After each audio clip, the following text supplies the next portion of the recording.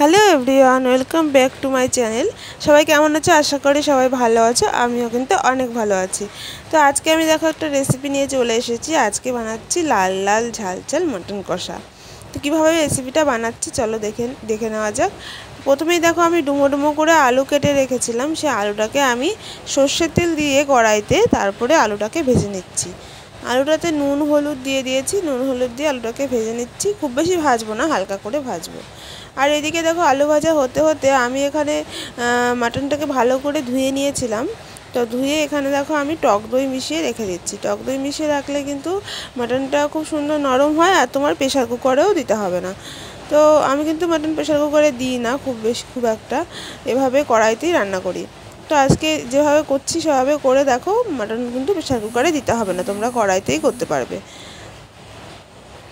তো দেখো ভালো করে মাটনটাকে আমি টক দই দিয়ে ভালো করে মাখিয়ে আধ ঘন্টা মতন রেখে দেবো। তোমাদের কাছে যদি অত সময় না থাকে 15 মিনিট মতন রাখলেও কিন্তু হবে। ভিডিও ভালো লাগলে অবশ্যই চ্যানেলটাকে সাবস্ক্রাইব করে দিও, আর লাইক কমেন্ট শেয়ার করে দিও। তারপরে দেখো আলু ভাজা হয়ে গেছে। এবার কড়াইতে আমি আরেকটু তেল দিয়ে দিয়েছি।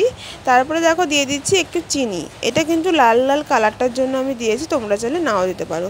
চিনিটা একটু গলে গেলে তারপরে ফোড়নে দিয়ে দিচ্ছি শুকনো লঙ্কা, গোটা শুকনো লঙ্কা, গোটা তেজপাতা, আর দিয়ে দিচ্ছি আমি গোটা জিরে।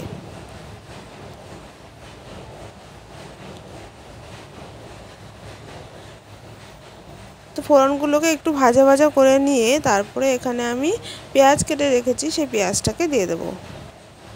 মাংসর পরিমাণ অনুযায়ী পেঁয়াজটাকে তোমরা নিয়ে নেবে। আমি এখানে দুটো বড় সাইজের পেঁয়াজ নিয়েছি, যেহেতু আমার মাংস অনেকটা ছিল। তো যখন পেঁয়াজটাকে দিয়ে দিলাম, পেঁয়াজটা একটু ভাজা ভাজা করে নেব।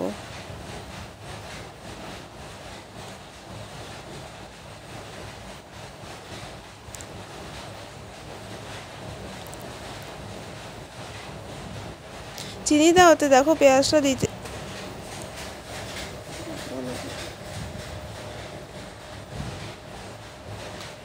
পেঁয়াজটার কালারটা কিন্তু খুব সুন্দর এসছে। তারপরে দেখো এখানে দিয়ে দিচ্ছি আমি টমেটো কুচিটা দিয়ে ভালো করে আমি নেড়ে নেব। চিকেন বলো বা মাটন বলো, টমেটোটা দিলে কিন্তু খুব টেস্ট হয় খেতে, আর ভালোও লাগে। তো টমেটোটাকে একটু ভালো করে নেড়ে নেব। টমেটোটা একটু নেড়ে নেওয়ার পরে দেখো টমেটোটা গলে গলে এসে এই পর্যায়ে আমি এখন দেখো দিয়ে দিচ্ছি আদা রসুন আর কাঁচা লঙ্কা বাটা। পরিমাণ মতো আদা রসুন কাঁচা লঙ্কা বেটে নিয়েছিলাম, সেটা কিন্তু এখানে দিয়ে দিলাম। দিয়ে মশলাটাকে ভালো করে কষিয়ে নেব।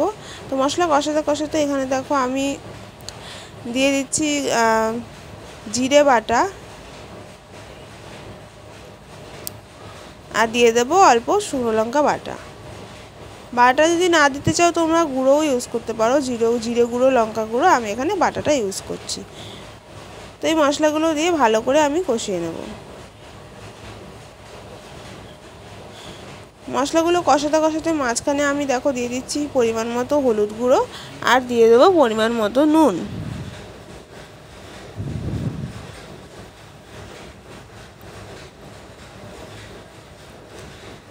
দিয়ে মাংসটা যতক্ষণ মশলার গা থেকে তেল ছেড়ে না আসছে ততক্ষণ কিন্তু মশলাটাকে কষাতে হবে।